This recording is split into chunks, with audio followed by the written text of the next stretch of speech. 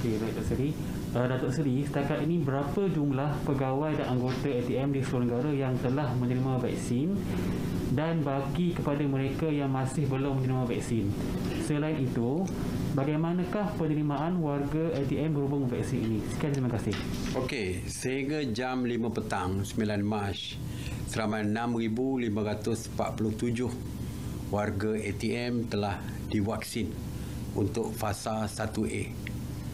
Hari ini bermula fasa 1B secara besar-besaran yang akan melibatkan baki 36,029 warga pertahanan ini dan akan diberikan suntikan vaksin di 58 pusat vaksin ATM di seluruh negara.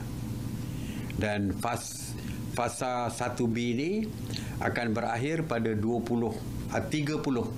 April 2021 dan selesai saja 30 April 2021 dijangka 42,120 orang warga pertahanan akan mendapat suntikan.